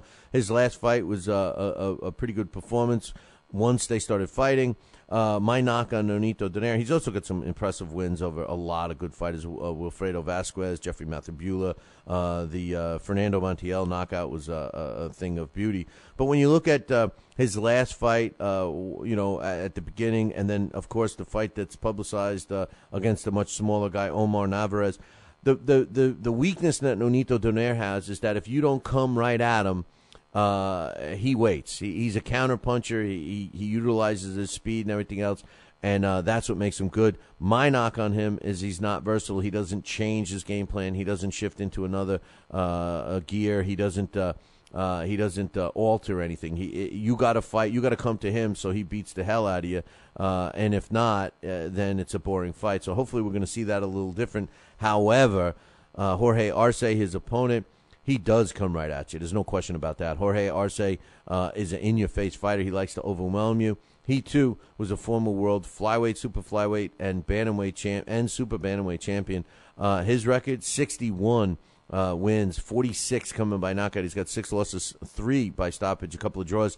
He's ranked number 5 by the computer in the super bantamweight division. And like Marty was saying earlier, he seems like he's been around forever. He's only 33 years old, but he's got a lot of mileage on that 33-year-old body. 66-inch reach, 5'4.5" inches tall, 402 rounds as a pro with a 66% knockout ratio. In his last fight, he fought Mauricio Martinez, won a decision there. The fight before that, which took place in June of this year, was against Jesus Rojas. No one, including myself, gave Jesus Rojas much of a chance. He went into that fight with an 18-1 record. And in the very first round, Jorge Arce laid a beating on this guy, dropped him and everything else. But then we saw this kid come back, even in that same first round, and open up on Jorge Arce and giving him all he can handle. As a matter of fact, he was in some serious trouble and eventually a headbutt. It was kind of a weird ending. Jorge Arce turned his back, and as much as I love Arce, it seemed like he just didn't want any more part of it, said he was dizzy, said he couldn't see. Ultimately, the fight was ruled a no contest, and they never even had a rematch, which really irks me. Now, prior to that, he did have a win over a decent fighter in Lorenzo Parra. Enki Ankata is a respectable fighter, but not world class. Really, his last big win, in my opinion, was against Wilfredo Vasquez Jr. When he won the super bantamweight title in 2011, in May 2011. I love Jorge Arce. I mean, this guy is everything I look for in a fighter in terms of excitement and skill, and he's not exactly the definition of sweet science. But unfortunately, I'm going to have to go with Donaire in this fight. I'll be rooting for Arce, but Nonito Donaire is going to win. The reason why is just like I said before. Jorge Arce is going to come right at him and try and attack Nonito Donaire, and that's exactly what Nonito Donaire wants. His hand speed will be too much for Arce, and he'll cut him up. It's probably going to end with a stoppage. So that's who I'm picking. In no particular order, Logan McGuinness over Carlos Reyes, Jean Pascal over Oleksiy Kuzumetsky, Leo Santa Cruz over Alberto Guerrera, Nonito Donaire over Jorge Arce, Amir Khan over Carlos Molina, Arthur Abraham over Medai Budla, Georgie Groves over Glenn Johnson, Deontay Wilder over Kelvin Price, and Sean Showtime Porter over Julio the Kid Diaz. Those are my picks. Good luck to everybody that's involved in the Billy C Challenge, and anybody else that's going to be watching the fights this weekend, which I highly recommend. Wake up. It's time for the... It's too early for a trivia question. Just as a quick little heads up for everybody, next week we're going to have Phil LaGreco on our show. He's a top welterweight contender, so make sure you tune in to listen to him. Today's It's Too Early for a Trivia question is being brought to us by Gleason's Gym in Brooklyn, New York. Give them a call, 718-797-2872, 718-797-2872, or you can visit our website, www.BillyCBoxing.com, which I think you should, and vote, man. You got to cast your vote, and get to Gleason's that way. And speaking of Gleason's, they have a lot of great Christmas holiday gift ideas, I should say. So drop them a call and tell them Billy C sent you, and find out how you can make a boxing fan on your Christmas list, a happy one with Gleason's, and of course with the Billy C podcast, because you got to give those out, So start doing that. But today's It's Too Early for a Trivia question, which is being provided to us by Henry Hascup. Now, Henry is feeling sorry for you guys, man. I mean, I got to be honest when I tell you, he's got tears welting up in your eyes and on his eyes and stuff, because you guys haven't gotten this one right yet. And he's even, trying to have me give you hints and everything else. I'm going to give you one hint, okay? Because we want to give away this copy of Title Bout Championship computer game, and that's what's on the line. We got two games, this one and one other one, so you got to get this one right so we can move to the next one. The question is, he wants me to reword the question. The original wording of the question is which world title holder, former world title holder, had the shortest career in the 20th century? He says, try to reword it, Billy C. Try to say which fighter that had a career that only lasted 2 years, 1 month, and 20 days. I mean, come on, man. This guy's giving you guys the hint. I'm not even going to go on to the rest of what he said, because, he's got a career start. All right, I'll tell you. He started his career on June 20th in 1978, and it ended on August 9th, 1980. He's also, I'll throw this in, he's also an Olympic winner. I'm not going to tell you what medal or the year, but you could figure it out. Hey, those are the hints. So if you know the answer, what former world title holder had the shortest career in the 20th century, email me, billy@talkinboxing.com. That's TALKINBOXING.com. And you'll win a copy. If you're the first one, you'll win a copy of the Title Bout Championship computer game. This day in boxing history. And finally, this day in boxing history is being brought to us by Campanaro and Tomkovich. If you're looking for a lawyer, use the ones that keep my ass out of trouble. That is Campanaro and Tomkovich. Give them a call today, 845-221-4099. That's 845-221-4099. On this day, December 14th in 1892. No. Dave Murphy wasn't born. He was born a couple of years after that. But on this day, December 14th in 1892, mysterious Billy Smith knocks out Danny Needham in the 14th round to claim the vacant world welterweight title. And it took place on this day, December 14th, way back in 1892 in San Francisco, California. Hey, man, that concludes our show for today. Make sure you watch the fights this weekend, especially on network television if you're here in the United States. Check out our website, www.BillyCBoxing.com. We got some great stuff up there that you should be checking out. But I do have one other thing to say.